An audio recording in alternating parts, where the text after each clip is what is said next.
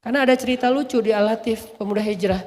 Kita lagi sholat maghrib waktu itu. Saya baca pas Al-Qiyamah juga. Ada satu anak muda, dia lagi kayak main gitu ke temennya di kos-kosan dekat masjid. Cuman karena lagi rame di kos-kosannya, dia mau ke toilet penuh. Akhirnya dia ke masjid. Kan salah satu tempat nyari toilet itu biasanya kalau nggak ke pom bensin masjid kan. Nah dia ke masjid nih. Ke masjid, memang harusnya toilet masjid memang Masya Allah harus yang sangat layak gitu. Dia ke masjid, masuk aja ke toilet di Al-Latif, duduk di toilet.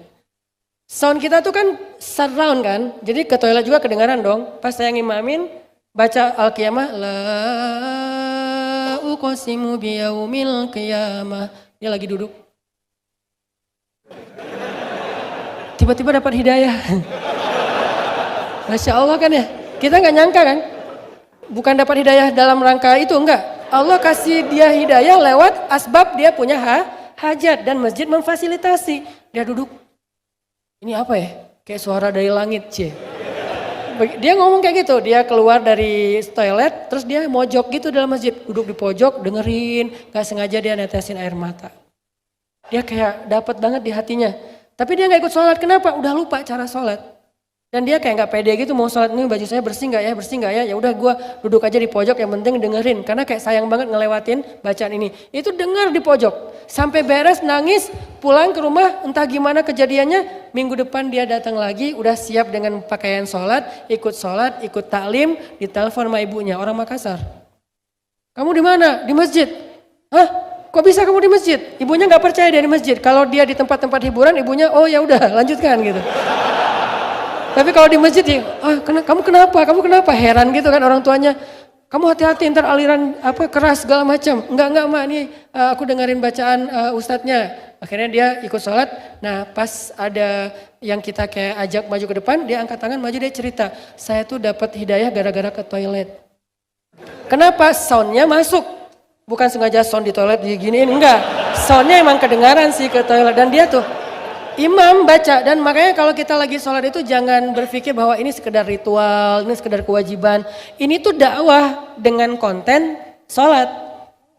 Buat saya, performance saya ketika ngimamin, itu saya lagi ceramah, tapi kontennya ayat-ayat. Kalla idza balagatit taraqi wa qila man raq.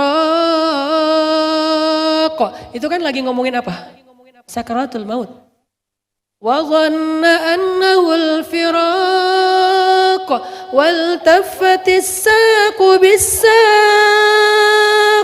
Itu tuh saya lagi ngebayangin kalau saya lagi kena sakaratul maut sampai bertaut betis kanan dengan betis kiri, menahan rasa sakit, dicabut nyawa, lalu melihat keluarga kita, istri kita, anak kita, atau kalau nggak ada mantan, lebih parah lagi tuh, lebih sakit gitu kan.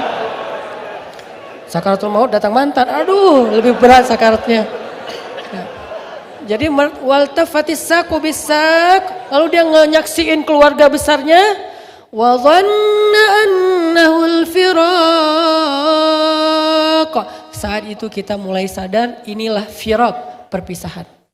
Tapi udah nggak bisa ngomong apa-apa, kita nggak rela pun tetap harus berpisah.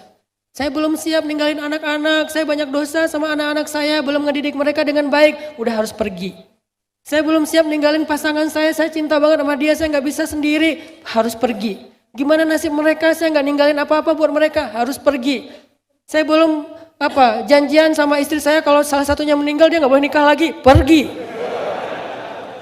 Ini namanya wa dhanna annahul firaq. وَالْتَفَّتِ السَّاقُ بِالسَّاقِ إِلَى رَبِّكَ يَوْمَئِذٍ الْمَسَاقُ. Udah kembali kepada Allah. فَلَا صَدَّقَ وَلَا صَلَّى وَلَكِنْ كَذَّبَ وَتَوَلَّى. Dulu dia di dunia gak mau sedekah, gak mau sholat. Dia selalu mendustakan nasihat-nasihat. Sekarang dia baru sadar tapi sudah terlambat, gitu kan? Jadi puitis gini Itu ketika saya baca itu, saya tuh bukan lagi bersenandung, tapi lagi mencoba mewakilkan teks dalam bahasa Irak Maqamat. Itu filosofi dari Maqamat yang dulu saya sempat share ke Muzamil and the Gangs.